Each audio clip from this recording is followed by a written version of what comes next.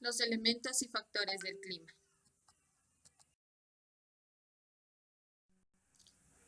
Recordemos que los elementos del clima son temperatura, presión atmosférica, humedad del aire, viento y las precipitaciones. Vamos a estudiar en este momento la presión atmosférica. Presión atmosférica es el peso atmosférico que existe sobre un lugar.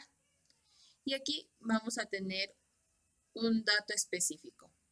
Cuando las ciudades están a una mayor altura, tienen menor presión atmosférica, como en Quito.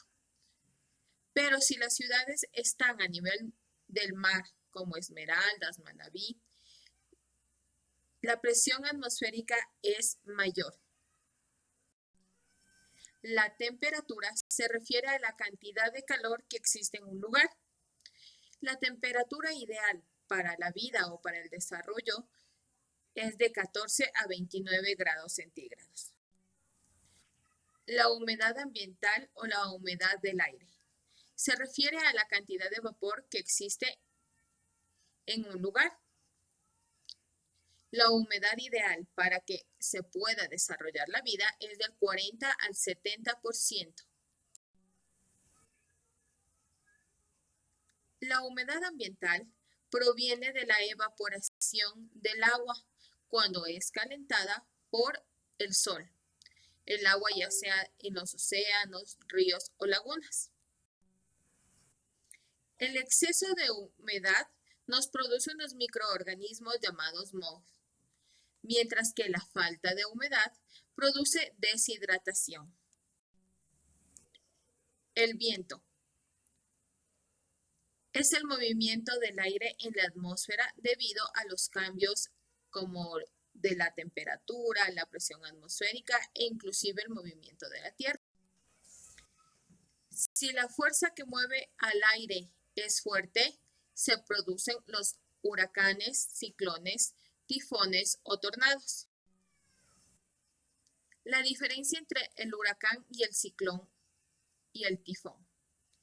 El huracán se usa este nombre para los vientos fuertes del Océano Atlántico, del Mar Caribe y del Pacífico central y nororiental, mientras que tifón se usa solamente para el Océano Pacífico ubicado en el noreste y ciclón se usa para los vientos fuertes ocurridos en la bahía y en el mar Arábigo. Las precipitaciones. Es el último elemento del clima. Se refiere a la lluvia. Es la cantidad de agua que cae en una zona o lugar específico. Puede ser una ligera llovizna, una lluvia, la nieve, inclusive el granizo. Ahora estudiaremos los factores del clima. Son latitud, altitud, la distancia al mar. La altitud es la distancia vertical entre un punto de la Tierra y el nivel del mar, sobre la cual influye la temperatura. Vamos a ver ahora la latitud.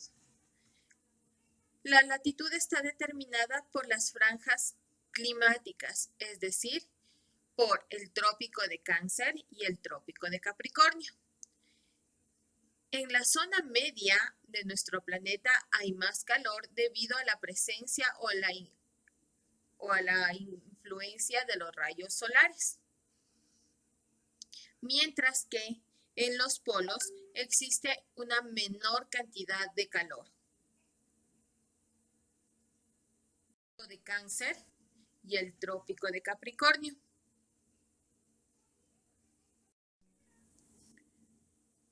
Otro factor del clima es la distancia y las corrientes marinas. La distancia con el mar, ya que el mar es un regulador térmico, es decir, es un regulador de la temperatura, porque calienta o enfría el agua lentamente. Los espacios más cercanos al mar tienen un cambio de temperatura muy suave, mientras que los espacios más lejanos al mar tienen cambios de temperatura más bruscos. La distancia con el mar y las corrientes marinas. Tenemos dos tipos de corrientes marinas. La cálida del Niño, en el cual la temperatura del océano se eleva. Por lo tanto, vamos a tener mayor evaporación y con ello mayor cantidad de nubes y por lo tanto lluvia. Mientras que con la corriente fría de Humboldt existe una menor temperatura del océano, por lo tanto menor evaporación y con ello menor cantidad de nubes y por ende de la lluvia. Por lo que con la corriente fría existen las sequías. La cobertura vegetal. Se refiere a la cantidad de vegetación que existe en un lugar determinado. El calor disminuye para que el agua de la atmósfera se convierta en nubes y por lo tanto se produzca la lluvia. Por este motivo, en nuestra Amazonía o en nuestros bosques tropicales, la mayor parte del tiempo existen lluvias.